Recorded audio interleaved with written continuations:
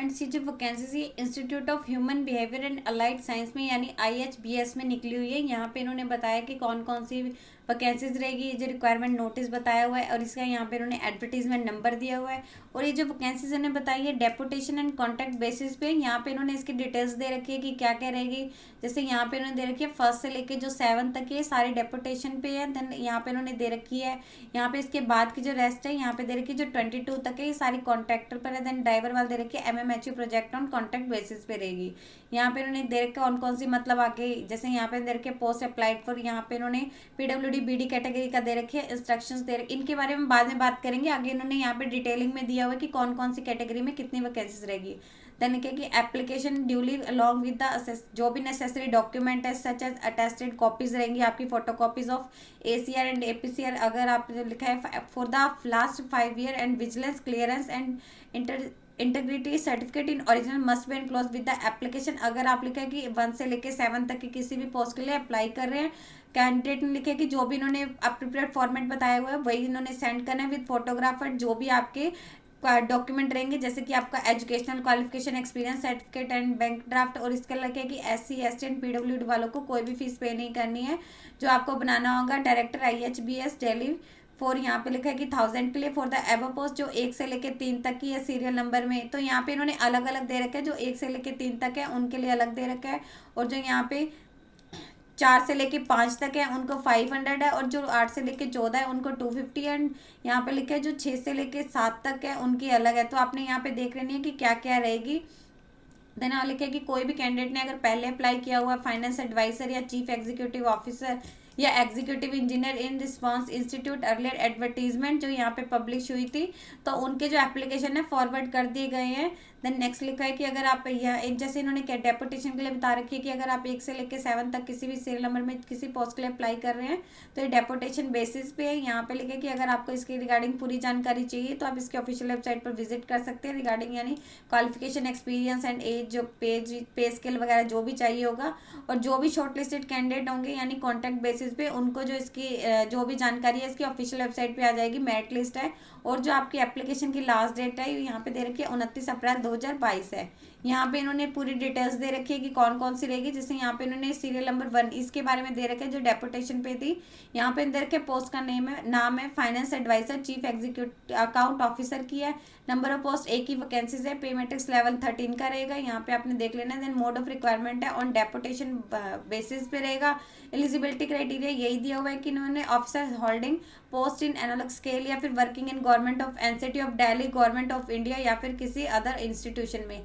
या डेपुटेशन यानी कहीं पे आप अभी वर्किंग है, जो जो इन्होंने यहाँ पे कंडीशन दे रखी है तो ये डेपुटेशन होती है। कॉन्ट्रैक्टर लोग इसमें आपकी मतलब उसमें रिक्वायरमेंट होगी, ये आपकी जो कहीं पे वर्किंग है ये उन लोगों के लिए है। तो यहाँ पे इन्होंने अदर क्राइटेरिया दे रखे, या फिर 5 ईयर सर्विस और पे मैट्रिक्स लेवल 12 पे आपकी, या फिर लिखा है प्लस आपका ग्रेड पे ये हो, या फिर आपकी 8 ईयर की सर्विस हो इन पे लेवल मैट्रिक्स 11 पे, तो आप इसके लिए अप्लाई कर सकते हैं।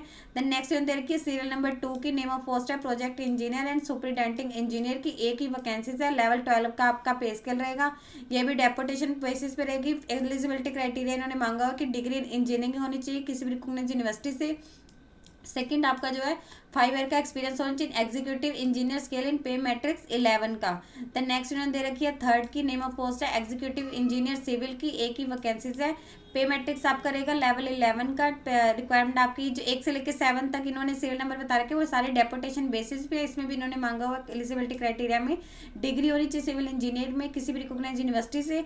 प्लस इन्होंने कहा कि official holding analogue post in pay matrix level 11 पे, यहाँ पे जो आपको बताया वो उसका होना चाहिए इन सेंट्रल या स्टेट गवर्नमेंट में, ऑटोनोमस बॉडीज में, या फिर PSU undertaking on regular basis पे। या फिर लिखा है कि पर्सनल का 5 ईयर का रेगुलर सर्विस हो as assistant engineer in civil में।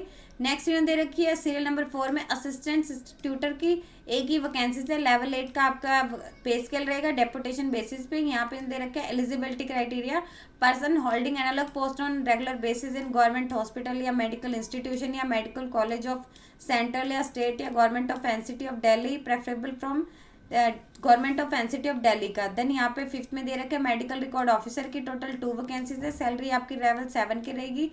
एलिजिबिलिटी क्राइटेरिया इन्होंने मांगा है कि BA BSc होनी चाहिए and diploma in medical records में होना चाहिए आपका। देन यहाँ पे क्वालिफाई, इसके अलावा इन्होंने eligibility criteria assistant medical record officer का 5 ईयर का एक्सपीरियंस होना चाहिए in the pay matrix level 5 का। 6 के लिए इन्होंने मांगे रेडियोग्राफर के लिए 1 पोस्ट है और ये इसमें आपका जो पे मैट्रिक्स रहेगा लेवल 4 का रहेगा, डेपुटेशन बेसिस पे है। यहाँ पे लिखे कि person in holding analogue post in any hospital या मेडिकल इंस्टीट्यूशन में under government of India, government of any state या फिर ऑटोनोमस बॉडी में। देन नेक्स्ट में दे रखे हवलदार की एक ही पोस्ट है, लेवल 2 का आपका पे स्केल रहेगा। असेंशियल क्वालिफिकेशन मांगी है कि सेकेंडरी स्कूल सर्टिफिकेट होना चाहिए या उसके इक्विवेलेंट कोई भी स्टडी होनी चाहिए। मिनिमम आपका 2 ईयर का एक्सपीरियंस होना चाहिए in security and housekeeping establishment और गवर्नमेंट या फिर non government organisation of repute, यानी किसी भी रेपुटेड नॉन गवर्नमेंट ऑर्गेनाइजेशन में। एलिजिबिलिटी क्राइटेरिया इन्होंने लिखा है कि personnel working in government of India या government of any state having requested qualification, जो इन्होंने यहाँ पे बताई हुई है। नेक्स्ट इन्होंने बता रखी है ये जो 8 से लेकर नेक्स्ट तक की पोस्ट है वो आपकी सारी कॉन्ट्रैक्ट बेसिस पे रहेगी। जैसे यहाँ इन्होंने बता रखी है लॉ ऑफिसर की पोस्ट है, अनरिजर्व कैटेगरी की एक ही वैकेंसीज है। सैलरी आपकी रहेगी 62,356 से लेके कॉन्ट्रैक्ट बेसिस पे है। देन इसके लिए जो कैंडिडेट अप्लाई कर रहे हैं उनकी जो एज है 30 से 45 साल के बीच में होनी चाहिए। असेंशियल क्वालिफिकेशन में मांगे कि डिग्री होनी चाहिए लॉ में या उसके इक्विवेलेंट कोई भी स्टडी होनी चाहिए। इसके लिए कि क्वालिफाइड लीगल प्रैक्टिशनर होनी चाहिए, यानी उनकी प्रैक्टिस होनी चाहिए विद लीगल विद आपका जो है एक्सपीरियंस ऑफ मिनिमम 5 ईयर का आपका एक्सपीरियंस होना चाहिए। देन नेक्स्ट इन्होंने दे रखी है पब्लिक रिलेशन ऑफिसर की। देन यहाँ पे दे रखे है एक ही वैकेंसी अनरिजर्व कैटेगरी की और ये PWD वालों के लिए भी आइडेंटिफाई की जा सकती है। सैलरी आपकी रहेगी 58,819 रुपया कॉन्ट्रैक्ट बेसिस पे। 30 से 45 साल के जो कैंडिडेट अप्लाई कर सकते हैं। असेंशियल क्वालिफिकेशन मांगे कि डिग्री होनी चाहिए किसी रिकॉग्नाइज्ड इंस्टीट्यूट से या यूनिवर्सिटी से विद पोस्ट ग्रेजुएशन या डिप्लोमा पोस्ट ग्रेजुएशन होनी चाहिए या फिर डिप्लोमा इन पब्लिक रिलेशन या कॉपरेशन कम्युनिकेशन में या जर्नलिज्म में या फिर mass communication with 5 year experience in the field of public relation या फिर कॉपरेशन कम्युनिकेशन या फिर जर्नलिज्म में या फिर मास कम्युनिकेशन में होना चाहिए। द नेक्स्ट इन दे रखिए assistant teacher research officer yoga की एक ही वैकेंसीज है अनरिजर्व कैटेगरी की। सैलरी आपकी रहेगी 70,088 रुपया कॉन्ट्रैक्ट बेसिस पे। 35 ईयर्स तक के जो कैंडिडेट अप्लाई कर सकते हैं। डिग्री होनी चाहिए किसी रिकॉग्नाइज यूनिवर्सिटी से। प्रोफेशनल इन्होंने क्वालिफिकेशन एंड एक्सपीरियंस से मांगे कि आपका डिग्री या diploma of 1 year duration in yoga from किसी इंस्टीट्यूट से रेपुटेड विद आपका 3 ईयर का प्रोफेशनल एक्सपीरियंस इन टीचिंग या research in yoga in any institute of reputed, या फिर लिखा है डिप्लोमा या सर्टिफिकेट होना चाहिए आपका 1 ईयर से जो ज़्यादा का आपकी ड्यूरेशन होनी चाहिए and more than 3 month duration with 4 year professional experience in teaching and research in yoga का होना चाहिए। एंड लिखा है कि ability to effective treat patient through yoga. The next one दे रखी है हेल्थ एजुकेशन टेक्निकल ऑफिसर की एक ही वैकेंसीज है ओबीसी कैटेगरी की। सैलरी आपकी रहेगी 64,748 कॉन्ट्रैक्ट बेसिस पे। 30 साल की कैंडिडेट अप्लाई कर सकते हैं। असेंशियल क्वालिफिकेशन मांगी कि MSc होनी चाहिए in any subject of science या फिर MA होनी चाहिए इन सोशल साइंस में विद आपका डिप्लोमा इन हेल्थ एजुकेशन किसी रिकॉग्नाइज यूनिवर्सिटी से। 3 ईयर का आपका एक्सपीरियंस होना चाहिए फील्ड वर्क में। नेक्स्ट वन दे रखी है मेडिकल रिकॉर्ड सुपरवाइजर की। ये आपने यहाँ पे देख लेनी है, सीरियल नंबर दिए हुए हैं। एक यहाँ पे वैकेंसीज अनरिजर्व कैटेगरी है। 64,748 आपकी सैलरी रहेगी पर मंथ। 30 साल के जो कैंडिडेट अप्लाई कर सकते हैं। असेंशियल क्वालिफिकेशन मांगी है BA BSc होनी चाहिए, डिप्लोमा होना चाहिए मेडिकल रिकॉर्ड्स में, प्लस आपका 2 ईयर का एक्सपीरियंस होना चाहिए maintaining medical records in government hospital या फिर रिकॉग्नाइज हॉस्पिटल में। देन नेक्स्ट में देखिए CSST टेक्नीशियन की 1 पोस्ट अनरिजर्व कैटेगरी की है। सैलरी आपकी रहेगी 64,748। ये आपकी लिखा है कि कॉन्ट्रैक्ट बेसिस पे रहेगी। 27 साल के जो कैंडिडेट अप्लाई कर सकते हैं। असेंशियल क्वालिफिकेशन मांगी मैट्रिकुलेशन या फिर हायर सेकेंडरी या फिर सीनियर सेकेंडरी +2 होनी चाहिए विद साइंस किसी रिकॉग्नाइज यूनिवर्सिटी से। एक्सपीरियंस में मांगे कि 5 ईयर का एक्सपीरियंस होना चाहिए and OT assistant in OT या फिर CTS या न्यूरो सर्जरी या गैस्ट्रो सर्जरी या CSST या फिर एनेस्थीसिया या फिर गैस प्लांट या एनेस्थीसिया वर्कशॉप या फिर ICU सर्जिकल, यहाँ पे आपने देख लेना रिकॉग्नाइज हॉस्पिटल या इंस्टीट्यूशन में होना चाहिए।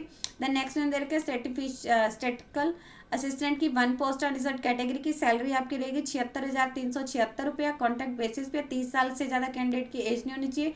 इन्होंने एसेंशियल मांगे कि पोस्ट ग्रेजुएट डिग्री होनी चाहिए स्टैटिक्स में या ऑपरेशन रिसर्च में या मैथमेटिकल स्टैटिक्स में या अप्लाइड स्टैटिक्स में, या फिर पोस्ट ग्रेजुएट डिग्री होनी चाहिए इकोनॉमिक्स में या मैथमेटिक्स में या फिर कॉमर्स में विद स्टैटिक्स उनका जो एज सब्जेक्ट होना चाहिए इन पोस्ट ग्रेजुएशन में या ग्रेजुएशन लेवल में। देन नेक्स्ट दे रखी है मेडिकल रिकॉर्ड टेक्नीशियन की एक ही पोस्ट अनरिजर्व कैटेगरी की है, सैलरी आपकी रहेगी 54,952 रुपये। 18 से 28 साल के जो कैंडिडेट अप्लाई कर सकते हैं, ग्रेजुएशन होनी चाहिए या उसके इक्वलेंट कोई भी स्टडी की होनी चाहिए, प्लस आपका 6 मंथ की ट्रेनिंग होनी चाहिए मेडिकल रिकॉर्ड में किसी भी रिकॉग्नाइज्ड इंस्टीट्यूट से। फोटोग्राफर की एक ही वैकेंसी अनरिजर्व कैटेगरी की है, सैलरी आपकी रहेगी 38,282 रुपया।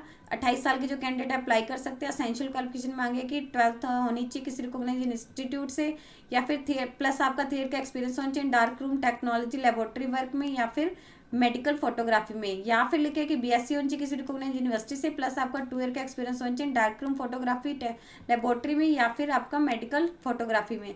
नेक्स्ट दे रखी है रिसर्च असिस्टेंट योगा की एक ही पोस्ट रिजर्व कैटेगरी की है, सैलरी आपकी रहेगी 49,521 रुपया।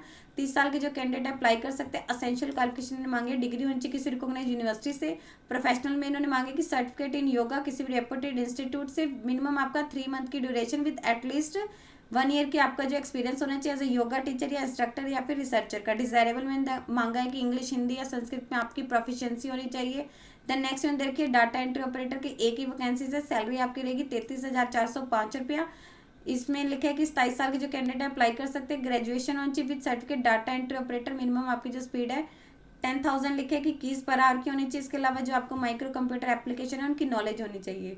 नेक्स्ट में दे रखिए मेडिकल रिकॉर्ड क्लर्क की, इसमें आपकी एक ही वैकेंसी अनरिजर्व कैटेगरी की, सैलरी आपकी रहेगी 37,378 रुपये। कॉन्ट्रैक्ट बेसिस पे 18 से 27 साल के जो कैंडिडेट अप्लाई कर सकते हैं, 10th पास या उसकी इक्विवेलेंट कोई भी स्टडी होनी चाहिए विद इंग्लिश उनका as one of the subject होना चाहिए। इसके अलावा उनकी जो टाइपिंग स्पीड है इंग्लिश में 30 वर्ड पर मिनट होनी चाहिए और हिंदी में या फिर हिंदी में उनकी 25 वर्ड पर मिनट होनी चाहिए।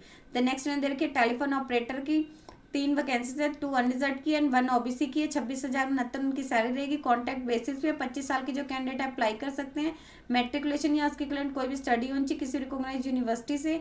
इसके लिखे कि training in handling PBX and या फिर पीएबीएक्स में होनी चाहिए। टाइपिंग स्पीड उनकी जो है 30 वर्ड्स पर मिनट होनी चाहिए। द नेक्स्ट में दे रखी है पियोन एंड मैसेंजर की, क्लास 4D की है। टोटल लिखा है कि 7 वैकेंसीज है, 5 अनरिजर्व कैटेगरी की, 80 की 1 एंड ओबीसी की 1 है। 23,580 रुपये उनकी सैलरी रहेगी। 25 साल के जो कैंडिडेट अप्लाई कर सकते हैं, 8 पास उनकी जो है क्वालिफिकेशन चाहिए होगी। ड्राइवर की दे रखी है for mobile mental health unit के लिए दे रखी है। यहाँ पे इन्होंने बता रखा है कौन से प्रोजेक्ट में है। जैसे यहाँ पे इन्होंने बता रखा था MMHU की, तो यहाँ पे इन्होंने पूरा दे रखा है मोबाइल मेंटल हेल्थ यूनिट में दे रखे हैं। एक ही वैकेंसी से EWS कैटेगरी की, सैलरी आपकी रहेगी 23,283 रुपये। कॉन्ट्रैक्ट बेसिस पे 60 साल के कैंडिडेट अप्लाई कर सकते हैं। मेट्रिकुलेशन होनी चाहिए, प्लस आपके पास एक वैलिड ड्राइविंग लाइसेंस होना चाहिए। ड्राइविंग इन्होंने एक्सपीरियंस में लिखा है कि आपके पास एम्बुलेंस ड्राइविंग का एटलीस्ट 1 ईयर का एक्सपीरियंस होना चाहिए और कंप्यूटर की नॉलेज होनी चाहिए। देन यहाँ पे इन्होंने दे रखे कुछ इंस्ट्रक्शंस दे रखे हैं कि जो भी आपने प्रिस्क्राइब्ड एप्लीकेशन है वो इस पते पे भेजना है, office of joint director admin IHBS Dilshad garden Delhi. यहाँ पे इन्होंने दे रखे इस एड्रेस पे आपने जो अपना एप्लीकेशन फॉर्म है भेजना है। लास्ट डेट दे रखी है 29 अप्रैल 2022 से। कैंडिडेट ने जो भी अपना मतलब अप्लाई करने के लिए इसके एडवर्टीजमेंट में इसका एप्लीकेशन फॉर्म दिया हुआ है, यहाँ पे इन्होंने डिमांडर बताया कि किन किन को कितनी कितनी फीस पे करनी है। May be forward along with the application form के साथ जो आपने करना होगा, किसके फेवर में बनाना है, in the favour of director IHBS Delhi के। द फीस नॉन रिफंडेबल, आपकी जो फीस है वो नॉन रिफंडेबल रहेगी। और इसके अलावा जो SC ST and PWD candidate है उन्हें कोई भी फीस पे नहीं करनी है। यहाँ पे लिखे पोस्ट मेंशन है, सीरियल नंबर यहाँ पे दे रखा है। अगर आप 1 2 3 यानी जो फर्स्ट की 3 है उनके लिए कर रहे हैं तो आपको 1000 रुपीज़ पे करनी है। अगर आप 4 5 8 9 10 11 12 13 14 के लिए कर रहे हैं, यहाँ पे इन्होंने जो जो दे रखे हैं नंबर, तो आपको यहाँ पे 500 पे करनी है। अगर आप 6 7 15 16 17 18 19 20 21 22 के लिए कर रहे हैं तो आपको 250 रुपीज़ पे करनी है। तो आपने यहाँ पे देख लेना आप कौन सी कैटेगरी के लिए कर रहे हैं, कौन सी उसके लिए आपको उसके अकॉर्डिंग फीस पे करनी है। और जो भी आपको कट ऑफ डेट है, लाइक आपकी किसी के रिगार्डिंग जैसे एज के एलिजिबिलिटी क्वालिफिकेशन, तो आपकी जो एप्लीकेशन की लास्ट डेट तक काउंट की जाएगी। इंस्टीट्यूट के पास राइट है जो ये वैकेंसीज चाहें तो वो इंक्रीज भी कर सकता है, डिक्रीज भी कर सकता है। जो इन्होंने 1 से लेकर 7 तक वैकेंसीज बताई हैं ये डेपोटेशन बेसिस पे है। तो आपको जो भी आपके मतलब प्रॉपर चैनल के थ्रू आपने अपना जो है एप्लीकेशन फॉर्म सेंड करना है, अलॉन्ग विद आपका ACR एंड APR जो है लास्ट 5 ईयर्स का, वो आपने इसके साथ अटैच करना है, वो भी सेंड करना है। पोस्ट अप्लाइड फॉर, जो भी आप पोस्ट के लिए अप्लाई कर रहे हैं वो आपके एनवेलप के ऊपर लिखा होना चाहिए कि डेपोटेशन बेसिस कौन सी भी आप पोस्ट के लिए कर रहे हैं। Then organisation will be consider of for eligibility, जो भी उनका डिसीजन होगा वो उनके अकॉर्डिंग रहेगा। File coming to the skill test 8 से लेके अगर आप 22 तक की जो मतलब कॉन्ट्रैक्ट बेसिस में है, तो आपको जब भी बुलाया जाएगा तो आपको अपने ओरिजिनल डॉक्यूमेंट लेके आने होंगे। जब भी आपको स्किल टेस्ट के लिए बुलाया जाएगा कोई भी आपको TA नहीं दिया जाएगा। अगर आप यहाँ पे सीरियल नंबर 1 to 7 को अगर जैसे डेपुटेशन बेसिस वालों को इंटरव्यू इंटरव्यू के लिए बुलाया जा रहा है या स्किल टेस्ट के लिए बुलाया जा रहा है कॉन्ट्रैक्ट बेसिस वालों के लिए। एज रिलैक्सेशन है SC ST and OBC PWD वालों को, यहाँ पे इन्होंने जस्ट दिया हुआ है कि यहाँ प्योरली ऑन कॉन्ट्रैक्ट बेसिस में जो 8 से लेके 21 तक की वैकेंसीज है, जो 22 वाली है वो यहाँ पे लिखे कि प्रोजेक्ट है जैसे मोबाइल मेंटल हेल्थ यूनिट, इस प्रोजेक्ट के अंदर वो भी प्योरली कॉन्ट्रैक्ट बेसिस पे रहेगी। देन यहाँ पे इन्होंने एप्लीकेशन फॉर्म दिया हुआ है। अगर आप डेपुटेशन बेसिस के लिए कर रहे हैं तो आपको ये वाला एप्लीकेशन फॉर्म भरना पड़ेगा। अगर आप उसके लिए कर रहे हैं कॉन्ट्रैक्ट बेसिस के लिए कर रहे हैं तो आपको ये वाला फॉर्म भरना पड़ेगा। अगर आप चाहते हैं कि इसका एप्लीकेशन फॉर्म कैसे भरना है, डेपुटेशन बेसिस का, कॉन्ट्रैक्ट बेसिस का, तो आप हमें कमेंट सेक्शन में लिख के बता सकते हैं, हम आपको इस पर फुल वीडियो बना के देंगे। यदि आपको इससे रिलेटेड और अधिक जानकारी चाहिए तो आप इसकी ऑफिशियल वेबसाइट पर जाकर चेक कर सकते हैं, जिसका लिंक मैं आपको डिस्क्रिप्शन बॉक्स में डाल दूंगी। यदि आपकी इस वीडियो से रिलेटेड कोई भी क्वेरी है तो आप हमें कमेंट सेक्शन में लिख के बता सकते हैं। वीडियो अच्छी लगी हो तो प्लीज़ लाइक एंड शेयर। इस तरह के और इन्फॉर्मेटिव वीडियोज़ को देखने के लिए आप हमारे यूट्यूब चैनल को सब्सक्राइब कीजिए।